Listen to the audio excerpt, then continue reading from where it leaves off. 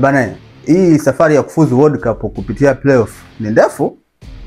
Nigeria anakutana na Gabon, Cameroon anakutana na DR Congo. Timu hizi ndizo zilizoingia katika playoff ya Afrika ya kufuzu World Cup baada ya kumaliza nafasi ya pili katika makundi yao. Na timu hizi zimepangwa kwa ranking mpaka sasa hivi kwamba Nigeria anakutana na Gabon, huku Cameroon atakutana na DR Congo. Ranking ambazo zimepangwa hapa ni zile ranking za ubora wa soka katika viwango vya FIFA, ambapo Nigeria anashika nafasi ya 45 duniani, anafuata Cameroon nafasi ya 52, anafuata DR Congo akiwa nafasi ya 60, na nafasi ya 4 akiwa Gabon ambaye ameshika nafasi ya 79 duniani. Kwa hiyo walivyopanga ni kwamba yule ambaye yuko nafasi ya juu ambaye ni Nigeria atakutana na ambaye yuko nafasi ya chini kabisa ambaye ni Gabon ambaye yuko 79, na yule nafasi ya pili ambaye ni Cameroon yuko 52 anakutana na yule watatu ambaye ni DR Congo ambaye yeye yuko nafasi ya 60. Kwa hiyo kwa sasa hivi ndivyo ilivyokuwa, lakini katika wataangalia viwango vya FIFA ambavyo vitatoka tarehe 23 Oktoba. Kama kutakuwa na mabadiliko hivyo, na hizi mechi zitabadilika, kwa sababu yule wa juu atakutana na chini ambaye yuko nafasi ya 4, na yule wa pili atakutana na nafasi ya 3. Nadhani hapo utakuwa umenielewa. Kwa hiyo baada ya mechi hizo kuchezwa ambazo zitachezwa mwezi ujao kule nchini Morocco, zitachezwa kwa mtindo wa nusu finali. Wakishacheza nusu finali mechi moja, itapigwa mechi moja ya finali, atapatikana mshindi mmoja.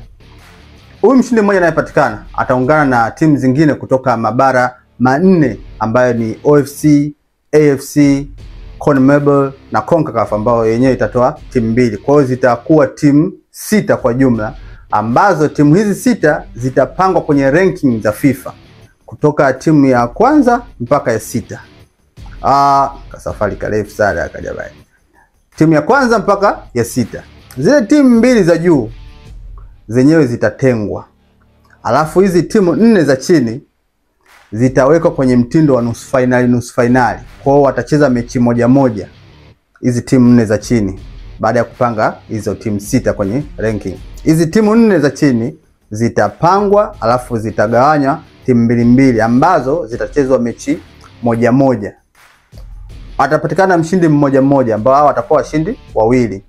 Watacheza dhidi ya zile timu 2 za juu ambazo zilikuwa zimetengwa, zile ambazo ziko kwenye ranking ziko juu.